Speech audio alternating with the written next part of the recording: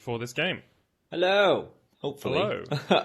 Yesterday I had to dip out of game one because Laggy has made his dreaded appearance. But yeah, hopefully we've been able to clear up a lot of the issues. And we're going to jump straight into Champion Select Medic. Schalke versus Vitality. Now it's important to set the stakes here. There are none. Of course, both of these teams can't qualify for playoffs. Mainly they're playing to showcase their ability, showcase what they can do. And as you rightly said, Lurox did have a fantastic performance yesterday alongside Abbedagge and showcasing some of the Scrim God power that Schalke have been rumoured to have. Well, we're already into picks and bans. They're coming through thick and fast. Schalke on the blue side get rid of Victor, Callista, and Senna. Vitality going to remove Aatrox, Aphelios, and Nautilus from the pool. So things like Gragas is still available if Lurox wants to go onto that. Things like the Ornn still up as well here for Schalke. I wonder if Lurox will want to try and get himself the Lee Sin again. He had a very comfortable performance on it yesterday. He talked about how he's been practicing a lot this week. And I think that by prioritizing this fortune with the other AD carries taken off the board, it makes a lot of sense. You keep Innaxe on another comfort pick. But interestingly, Vitality are looking to take that Lee Sin away themselves. Of course, Skeanz also a very prominent Lee Sin player. And it seems like that there's a lot of contention around some of these strong early game jungle picks. It definitely does, Velius, and with the Lee Sin locked in for Skeanz, we'll have to see where Lurox decides to go for his second rotation. I think you have to pick jungle here, and usually we see a support pick as well. Dreams likes things like the Nautilus, but of course that's already been banned away, so maybe we'll see Dreams go to something like the Braum, just to give a little bit of safety for the MF in the bottom lane. Yeah, quite possibly. It looks like they're going to prioritize going for the Thresh instead, though. I think that this gives you a lot of gank setup in the bot lane. I think it's also something that Dreams just prefers to play if he can. We know that when he's able to set up on those engage-style champions, he's feeling a lot more comfortable. And I think that the core that Schalke have drafted for themselves right now is very well-rounded. Something that Schalke have to bear in mind is that Yuumi is still up and available. When paired with the Ezreal, it's a very strong duo combination. Very safe in the bot lane 2 versus 2 as well, can be difficult to dive. So I would imagine that with the lock-in of the LeBlanc right now for Selfie, Schalke should look to raise the Yuumi on their ban priority list. I totally agree with you there, Vedi. I actually played a solo queue game this morning against Yuumi Singed bot lane. That is not fun. Just in case anyone wants to play like a little bit of a random bot lane duo, Yuumi Singed. You can't kill them.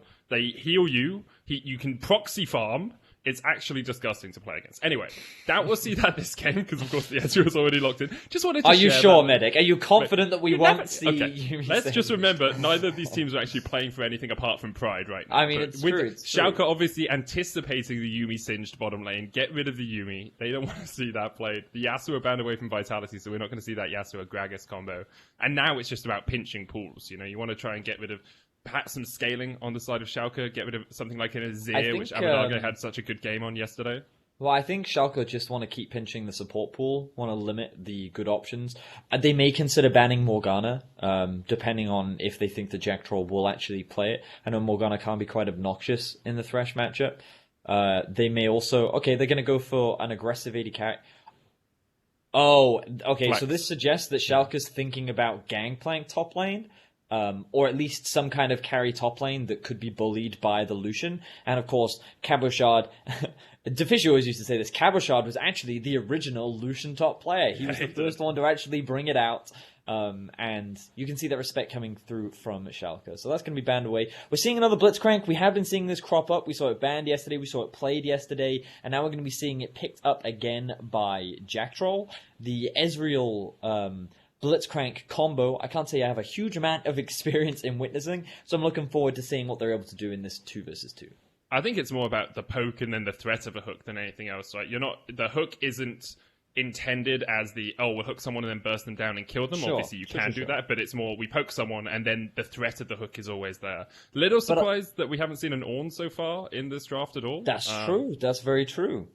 But perhaps these two teams have decided, let's go all out on the aggressive. Let's try and make some plays. It's going to be Jace was buffed on either 10-4 or 10-5. And is a little bit stronger than he was a while ago. So, you're right, Jace did get some buffs. There was a bit of debate around how prevalent he would become in the meta.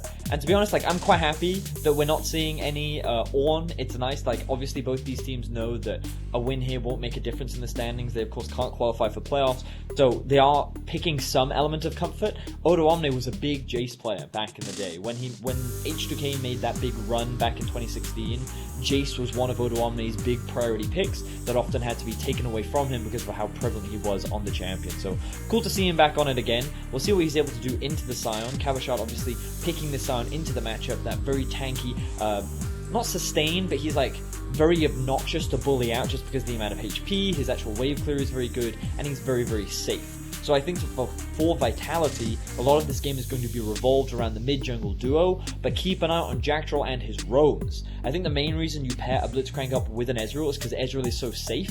You can just leave him in the lane by himself. He's quite difficult to dive because of his E. And what you can then do is just allow the Blitzcrank to move around the map, look for picks, look for plays, without having to worry about the Ezreal being in any real threat. So I think you're going to see that support mid-jungle trio roaming around trying to create chaos in this early game and trying to force some skirmishes. I think that would be really interesting to watch because, of course, early action is what I like to see and what, you know, wakes you up on a Saturday afternoon when you've been sitting at home all day. So I'm looking forward to that. I do wonder a little bit about Jactroll being on a support that can be in multiple places and look for multiple ganks, because he has, well, yesterday when he was playing the Leona, he tried to set up ganks and failed, and thus gave the enemy team quite a few kills. So we'll see if he can rein it back a little bit here. Of course, Blitzcrank gives you a little bit more safety because your engage is more dragging someone towards you rather than diving in yourself.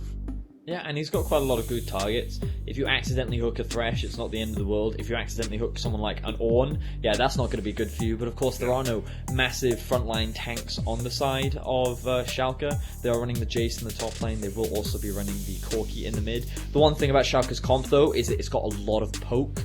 Very good at just keeping at arm's length, throwing a lot of harassment down. This makes them really good at setting up sieges, because when they get into a position where they can threaten the tower, there's going to be a huge amount of threat and damage coming out from the side of Schalke. On top of that, they can actually play quite defensively and not try to overforce things. So they also have a pretty good 1-3-1, and I think that Schalke's comp overall definitely tailored a little bit more towards scaling.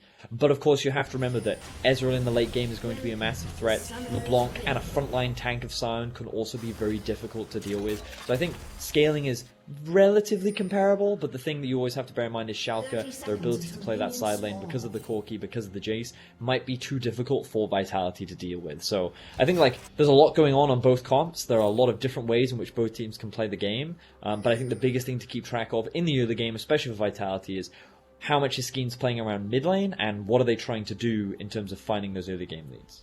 Eyes on Skeanz early on. Double teleport on the side of Schalke, Abbedagge and Odoamne running that, sort of leading towards the split pressure that you can get from a Jace and a Corki, where Comp hasn't got teleport, Selfie's gone for the Ignite, more aggressive in that mid lane, Cabochard has a teleport, but that means that later on in the game, Vitality will need to look for those all-in engages, otherwise they're going to get pushed out in the side lanes. Yeah, they certainly will. I think getting an early lead is really important for Vitality. You want to set up the LeBlanc to a point where Schalke can't go on side lane, because the thing about LeBlanc is if she's behind, then she obviously gets very easily bullied out, and the threat that she can have on a side lane isn't that big.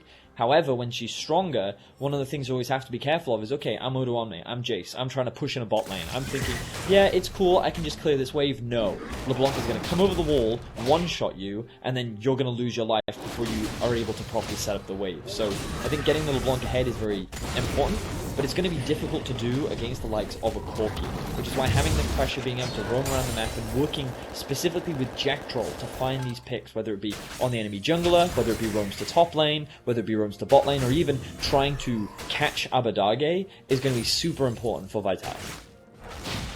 Both junglers started on the top side of the map. Skeanz went straight red into blue, whereas Lurox is doing a full top side clear. We have seen some 3 buffs in the last couple of days. Junglers invading for that second buff early on, but I'm not 100% sure that Vitality knew that Lurox was starting top side. So Skeanz deciding he didn't want to see if he could steal away at the red buff. Innaxe and Dooms have pushed in the bottom lane, hit that level 2 first, and it's just what you always see in bot lane, assuming the enemy laners are respectful, or that getting level 2 first means is that you maybe get rid of 1 minion or so, but the fight is going to start in the bottom lane as Jactroll has hit level 2, good flash, goes in, double flash out of Dreams and Innaxe to get away. Nice early play there from Vitality. Being able to burn those summoner spells is extremely important, especially in the early game. We already talked about how Vitality is going to be wanting to look for these early game leads. This will enable Selfie to look for early roams to the bot lane and find some big picks. So I like the proactivity, I like the play. Skeanz taking a very aggressive jungle route to get that early level 3 and then look for a very quick gank. He's now going to pick up the bot side Scuttle Crab to provide a little bit more safety for his duo as they have to, as the wave is pushing against them. They're going to have to need that extra bit of security as Lurox is going to continue with his full play. We'll see if Skeanz is able to get around some of this vision that's been laid down by Schalke, because as you see there, he was spotted on a ward. There was a ward cleared out by Lurox on the Razor Beaks as well. So Schalke doing an okay job of understanding where Skeanz is on the map early on, but he is going to get double scuttle, which means he'll have an advantage over Lurox.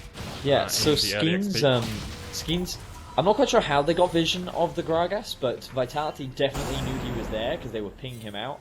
I'm curious as to whether they placed a ward on Razorbeaks and then Lurox cleared it out. So okay. So yeah, okay. They knew so he was they saw in the him clear area. Razorbeaks. They knew he had blue buff, which means that his red must have been up, and the likelihood is he's going to be on Krug. So that then gave Skeanz the information and safety to move up to topside river. Here's the 3-man roam we were talking about. You can see Jactroll hanging around the mid lane. X-Flash going in with the Abbedagge, but there's the Lantern.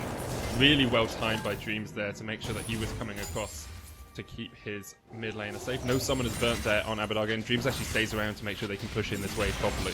Yeah, I think this is really smart decision making from both Lurox and Dreams, because as you rightly said, the wave is in a bit of an awkward spot. Abbedagge needs that extra bit of safety to make sure that he can push this wave in without being threatened. If he doesn't push it in, the wave will just get frozen against him, and he really doesn't want that to happen.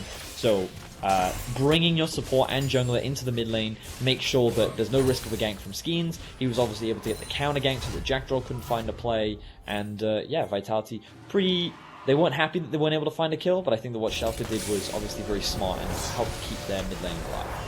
And you've also, because you're isolating Innaxe a little bit in the bottom lane by making a play like that, there has been a CS lead developed for Comp. Now, some of that's going to be answered here by Innaxe. You know, he's able to farm up this wave and push it in. But Comp has gone back, got himself a Sheen. That tends to be the item support AD carries get, or Ezreals get, when they want to be a little bit more aggressive in lane, deciding they don't want to go tier first and get stacking as soon as possible. So I actually really like this itemization choice from Comp, because it means that we're likely to see more action early on. For sure. So we haven't talked at all about the top lane. Want to bring attention to the fact does it matter that much? Yeah, because I think not many people get to see a Jace versus Sion top lane matchup. That's true. Especially how obnoxious Jace can be in solo queue. I think that it's really interesting to look at what Cabochard is doing, and maybe it can help people in this match as well. So the first thing you'll notice is Cabo is actually able to get priority in this lane quite comfortably, and he's running the Comet as well. So his primary goal is he's going to land that E onto a minion. That's then going to run through Odoamne, which is going to slow him and apply that extra bit of Comet poke. So as you can see right now, that kind of combo is just going to add that extra bit of harassment. It's going to slow Odoamne, going to force him to disengage.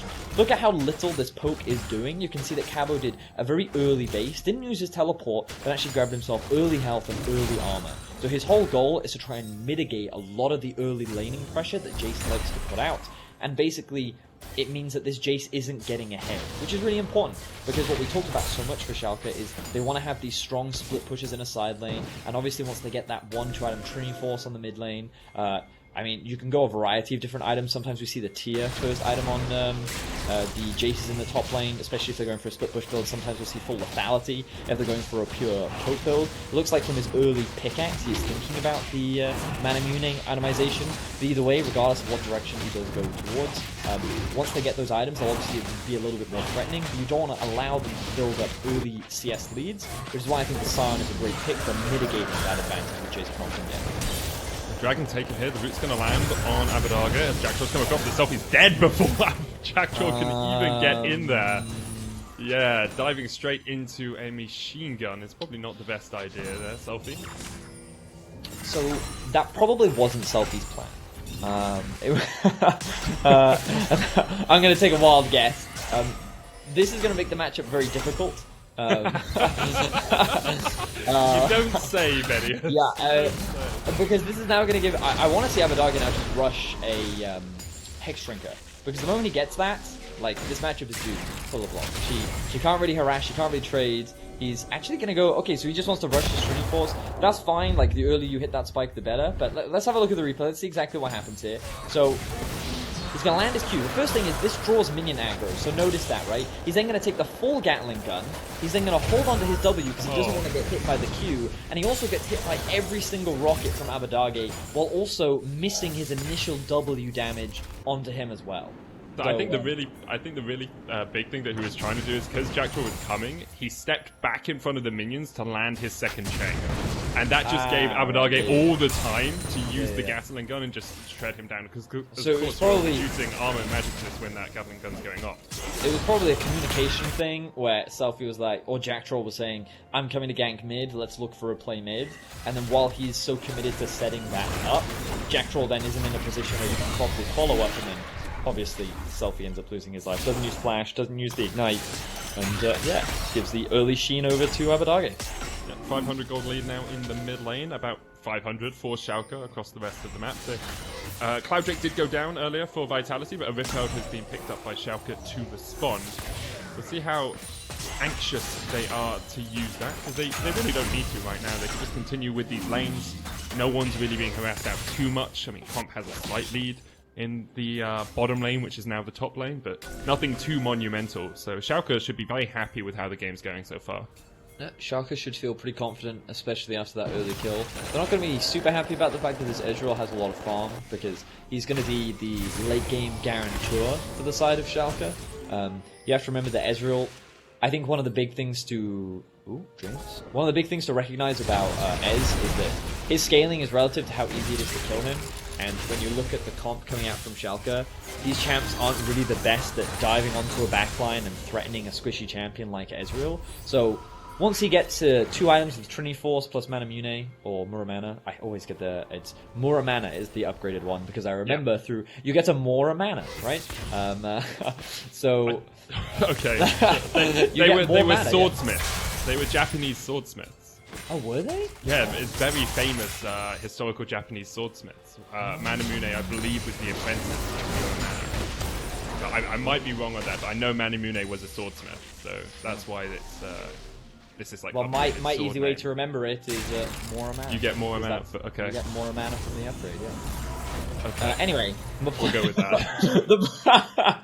The point that I'm trying to make is that once Ezra gets that, plus the Trinity Force, he's going to be really strong, and he's going to be difficult to kill with the comp that Schalke have. So it's the kind of fallback win condition for Vitality, and because they do have a Scion, a very strong tank, tanks are always valuable in the late game, naturally because of how difficult they become to kill. And one of the easiest ways to deal with a poke comp is to just hard engage, and that's something that Scion is very good at. So I don't think that Vitality is completely out of it yet. Of course, the fact that the LeBlanc is behind is not an ideal situation for Vitality to be in, but again, they're not completely out of options just yet. I'm just going to correct myself because I know I'm going to have a bunch of tweets coming in. Masamune was the name of the swordsmith. Masamune. Yeah, Manamune Masamune. So it was a lineage. Well, no, it was a very famous swordsmith, and now there's like a Masamune swordsmith prize for a really good sword. Oh. Yeah. Would you think you'll compete? I know that you I was practice thinking about it. I mean, at home. In the time that I've had recently by myself at home, with only my teddy bears to talk to, I have been thinking of picking up a skill.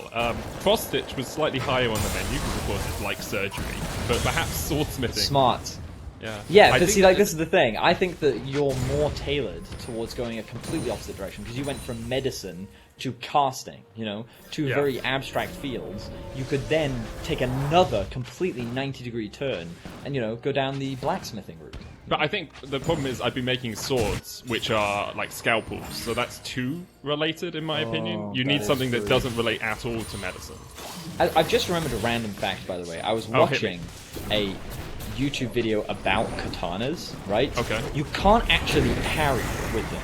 They're extremely fragile. Yeah, they're really fragile, aren't they? And you have to cut along a specific vector, otherwise they just don't work. Yeah, exactly. Like, they break super easily. So, like, when you see in films, like, these katana sword battles, apparently that's not realistic at all. Because with a katana, when you strike, that strike needs to kill. Like, it's a one-hit wonder kind of thing. Selfie with a good flash there in the mid lane. The hook coming out from Dreams didn't kill. But thankfully, that's not a one-hit wonder. Perhaps we should put that in League of Legends at some point.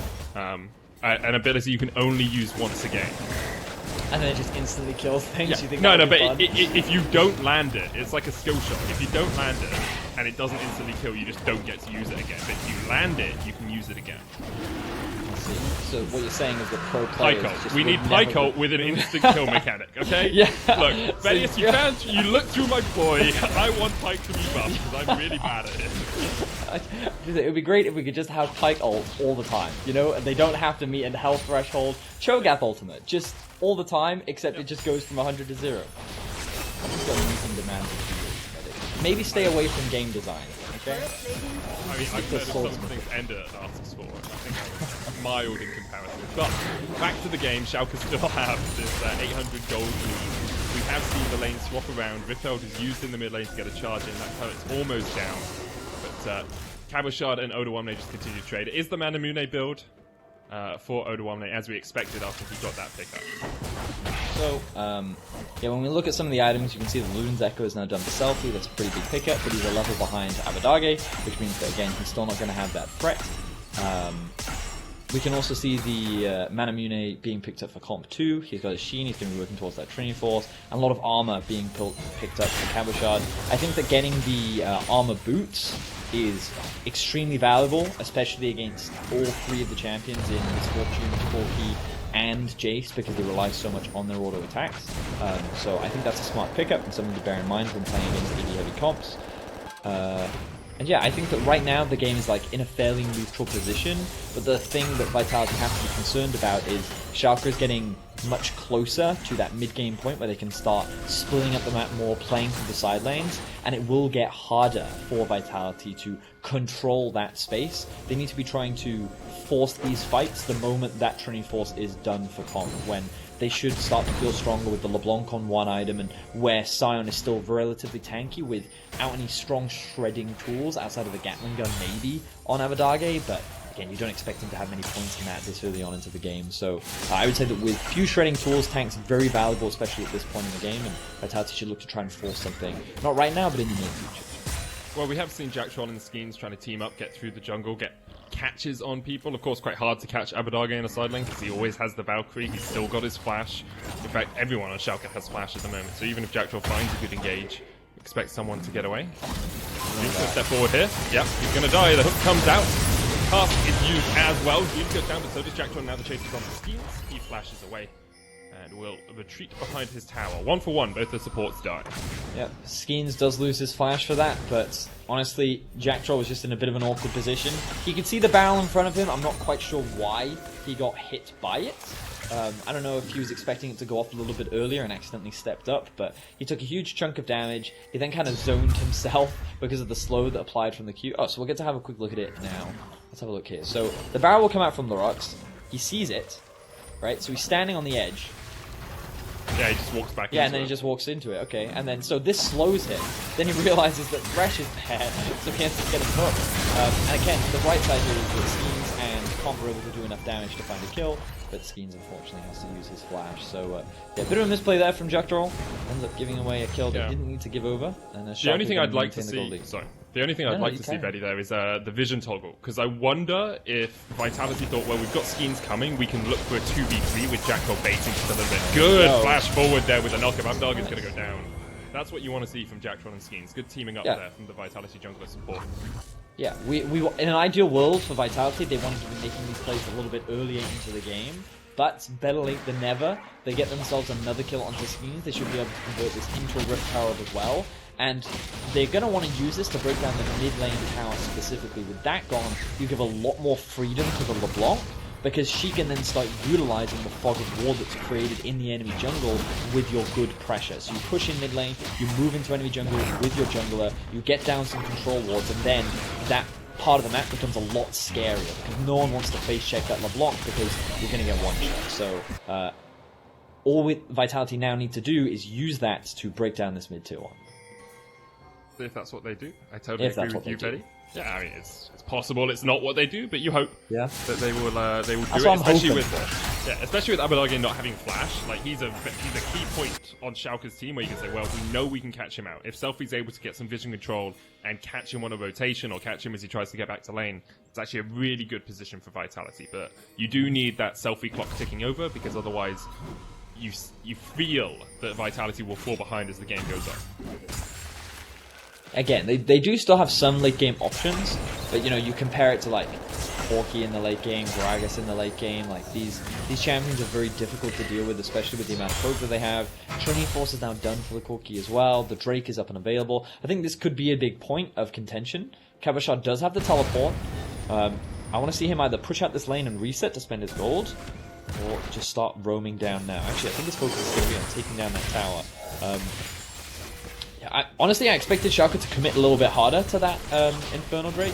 I thought they were in a good position to set up for it, but the Corki actually went down bot lane to catch the wave. He's now reset. This is giving Vitality the opportunity to push in mid, secure the tower that we wanted to see them take, and now look at what they're going to be doing in the enemy jungle. Look at all this vision that they've set up. This is really scary for Schalke now, because LeBlanc could be in there, Blitzcrank could be in there, and if you face check these champions, you're going to get picked off, which is what Vitality wants to look for. Oh, Jactroll. Yeah, he tried to hide behind them, but he gets caught out. Unfortunately, behind him though, Cabochard is about to throw the fray. Damage coming out on the top line, Selfie having to jump away. It's a good flank, but Selfie's already chunked out. He's trying to block up. Comp's going to go down as well as Schalke get another kill. Not sure how Comp was caught out from Cabochard. All on his lonesome is going to get chunked out as well. Good stuff there from Schalke. It felt like a good flank. Vitality still looking for something as Selfie lands a chain, but not going to be able to do too. Oh, he's dead. Okay. He is dead. Yeah, that looked like it was. It looked like it was okay for Vitality. And yes. Schalke just said no. Yeah, I thought the setup was good, but the key thing is the trinket. So when the replay comes up, I want to highlight how this trinket gave Schalke the information that they didn't have to be afraid. So the moment they drop the, well, they get this controlled, but the reason why they're able to walk up here is because they see Vitality start off the break, which means that must mean Vitality's not in the enemy jungle. This means there's nothing we have to be afraid of, so they can just collapse in the river and force a fight, and they have a numbers advantage. So they find the initial pick onto Blitzcrank, they zone Selfie out of the fight, and then Comp just gets one shot, not even an opportunity to use his flash. Meanwhile, Cabochard thinks he's found himself a great flank, but then he ends up getting dropped off because he's in a 1 versus 5, and the coordination just wasn't there for Vitality. I think they started the Drake just a little too early. The priority should have been looking for a pick instead, rather than actually looking to try and force a fight. And instead they end up getting collapsed upon. Schalke walk away the victors, and now they've been able to balloon their gold lead to about 3k. And it's those sort of mistakes that have plagued Vitality this split, right? You can see what they want to do, but it feels more like 5 solo queue players than a coordinated team at times. Schalke have stepped up week to week. Yesterday, obviously, we saw them beat Misfits. Here, they capitalize on a mistake made by Vitality. And now they have total control of the game. Trinity Force finished. Mana Mune has stacked up fully to the Mura mana. And the Hex Drinker's there for Abbedagge as well. So it's going to be very hard for Vitality to find a target on the Schalke lineup. Yes, correct. Thanks. Great assessment. Oh, Selfie's going to jump in. Selfie's not. Yeah. It's like, hey, he did jump in, so that bit was correct. He then realised his mistake very rapidly and actually might die here to Abbedagge. If Phosphorus Bomb comes out, that's only the clone that he's taken out, but Selfie has to jump away once again. Just doesn't want any of that action. This matchup gets really sad when the Hex Drinker plus Trinity Force is complete, because LeBlanc can't really do anything. You always get out-traded. You can easily get chased down because he has the Valkyrie to run you down as well. So usually the Corki won't kill you, but he definitely won't lose to you, which is why Corki is usually such a good pick into LeBlanc. Yeah, and then Schalke is going to convert this into another tower. The Baron is alive. I think doing it right now would be very risky, but it's something that they can start setting up for. They don't need to, because of course they can keep playing on side lanes. Look at Odoamne's build. Going for the Black Cleaver second helps him with the armor shred, especially against a big tank like Cabochard. This is going to make him much stronger in the 1v1 on a side lane. And now Schalke can start doing what we pretty much talked about throughout this game, which is start playing for the side lanes, play the 1-3-1, start splitting up the map and going for these early skirmishes. And if Vitality try to answer one of the side lane pressures, then Schalke can use the pressure that they have elsewhere on the map to push in and trade for objectives. It's going to be a long road for Vitality to get back on into this one. Jactroll looking for a flank here as the vision control is there for Vitality in this blue side jungle, but as we have a moment's pause, Vedius, I know that you wanted to talk about something before we came into this cast. Is this a good moment to talk about it? Is this a good moment to talk about it? Yeah. Wait. How? Is Vitality setting up around Baron? I just want to see what they're doing. Walking past Baron. Okay. No, they had really good vision setup, so I thought that they might actually try to start it. Yeah. So as we kind of enter a bit of like a neutral farming state, something that I was thinking a lot about this morning was how to effectively use a toaster. Okay. And I think a lot of people don't appreciate how challenging a toaster can be to use, right?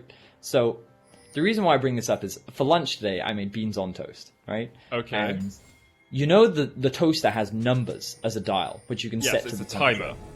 No, that's not... Wait. It's a timer, Vedius. Are you sure it's a timer? I'm 100% sure it's a timer. Okay, well, listen, we can have that debate in a second, okay? I don't think... Unless you have, like, on most conventional toasters, that's a timer for how long until it pops up. Really? Yeah. Interesting. I thought it was the heat. I thought the level of heat is what was produced there. Because the reason why I wanted to bring this up, right? The reason why I wanted to bring this up is because normally I like my toast like a golden brown, right? You know? Yeah, I like basically... Toast colored. Yeah, well, I basically like warm bread, like golden... Oh, no, okay, that's bread, not golden brown then, that's beige. Beige at best. Beige, whatever, right? Point is, I don't like really crunchy toast. I like a little crunchy, right? A little crunchy, right? So that means that what I'll do is I normally want the timer on a 3, but the first time you put the toast in, you actually want to set it to a 4. Yeah, because it has to warm up. Because it has to warm up, and I think this is the crucial thing that people forget, Medic.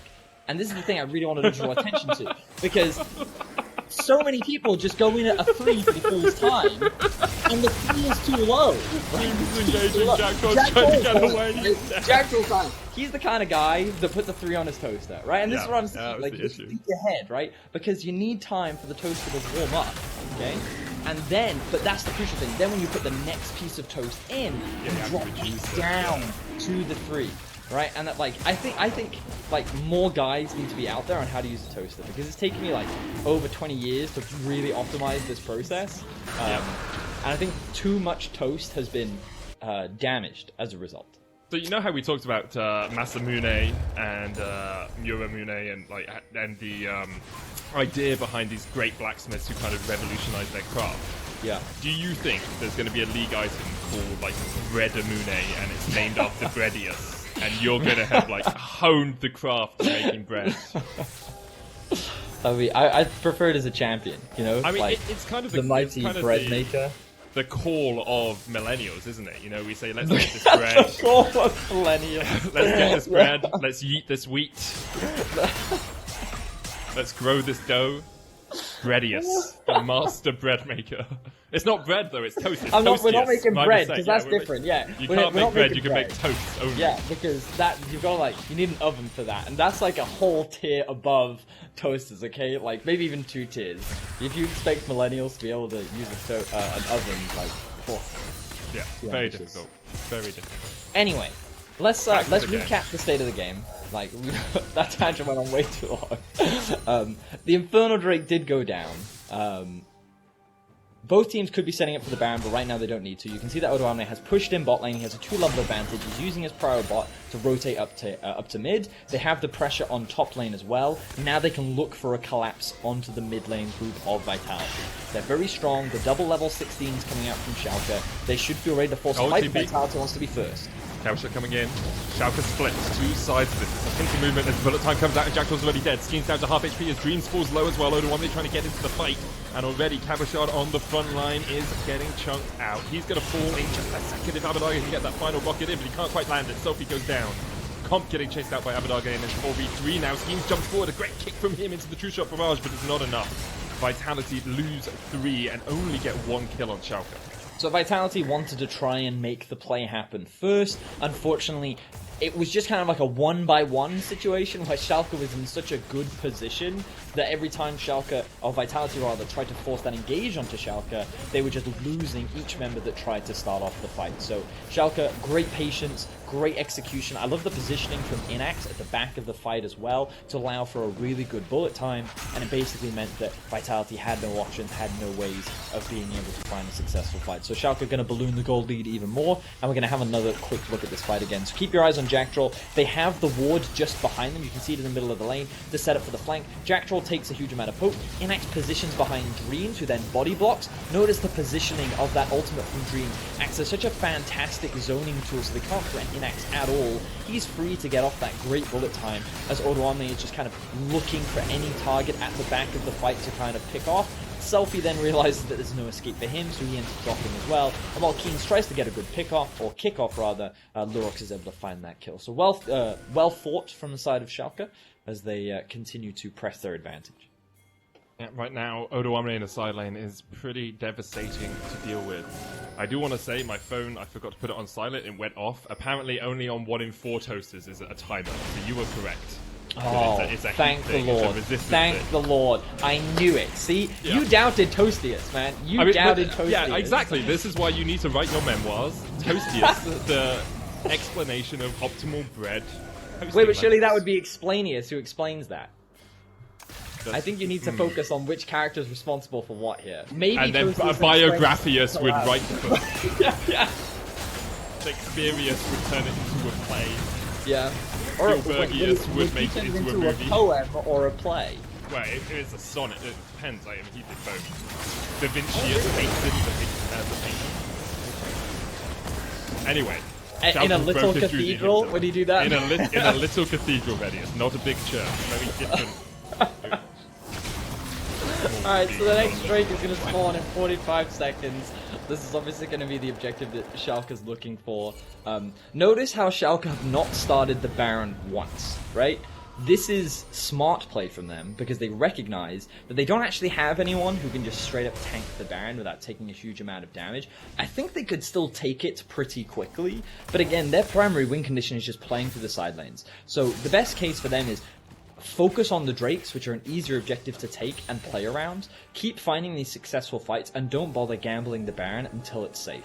I think that trying to overforce this objective could have been an easy way to allow Vitality to get back into the game, and Schalke just not giving them that opportunity.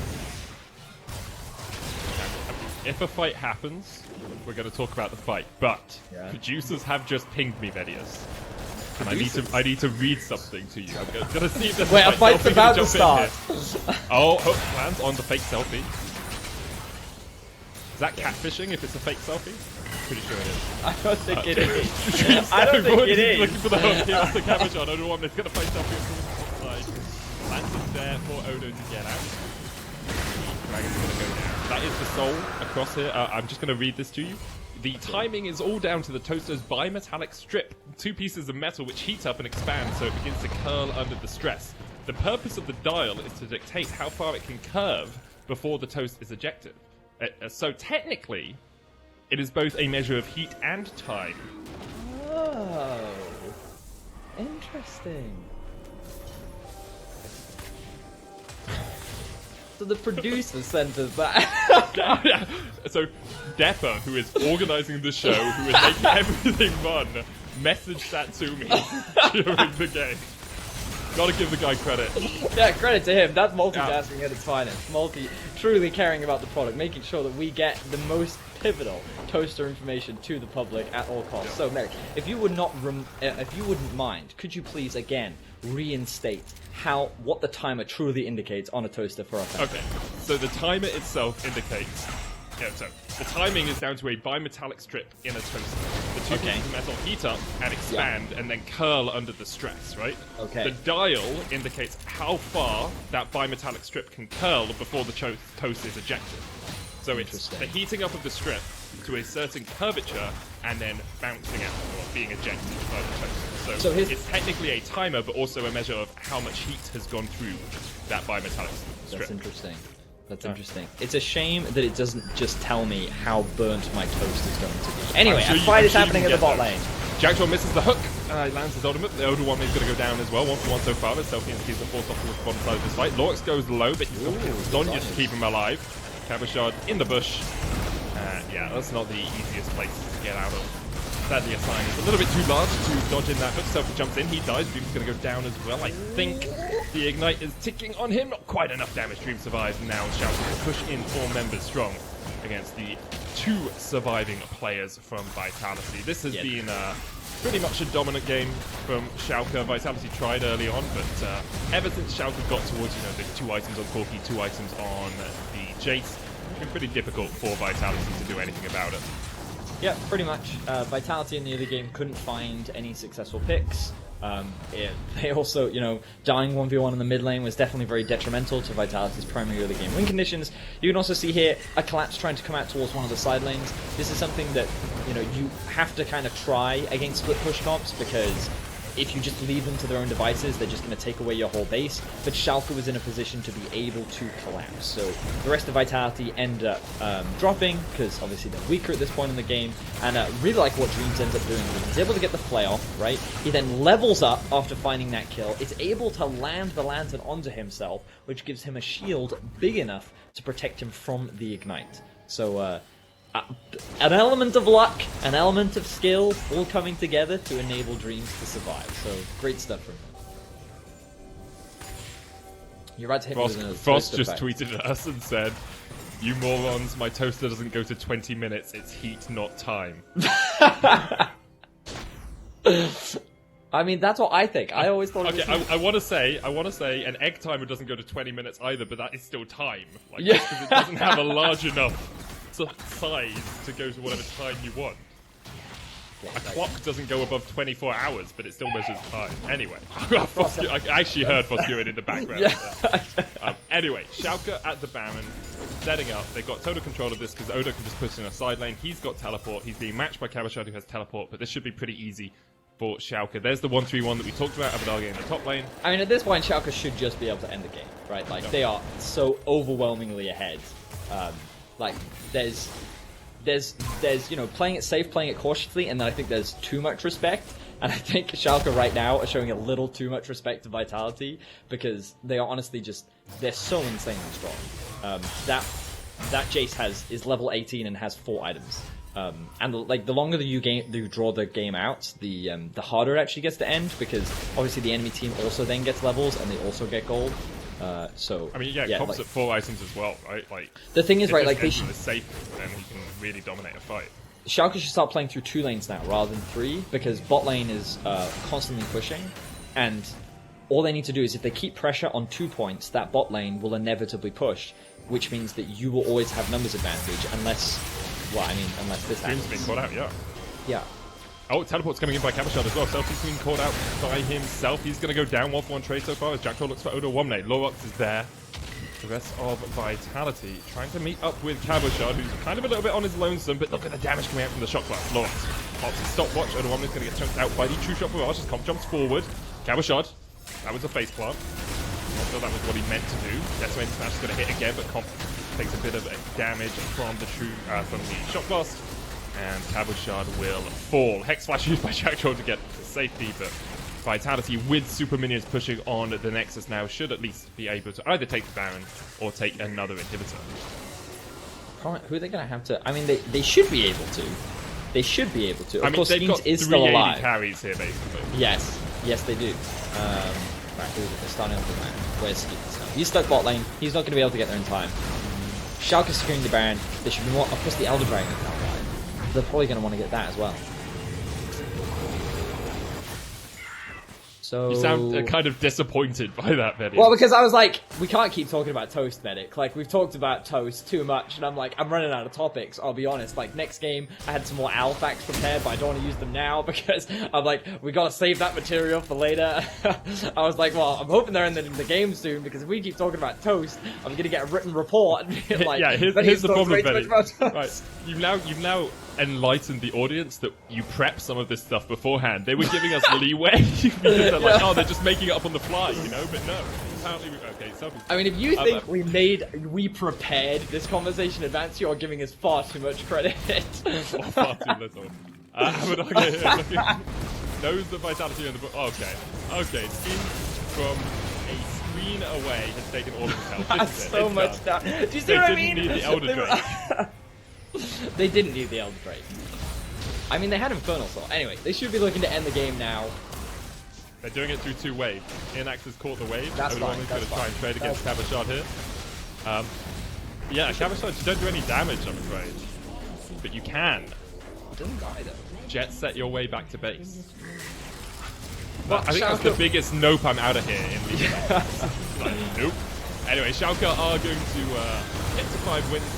Good victory over Vitality. Good wins eliminated. Schalke will take some solace out of the fact that this was pretty much a demolition from about the 15-minute mark. Yeah, I mean, like, Schalke had a very clean game overall, taking their time. A bit of a long one in the end. I think they showed a little bit too much respect towards the end, but it doesn't matter. They found the win. That's what matters.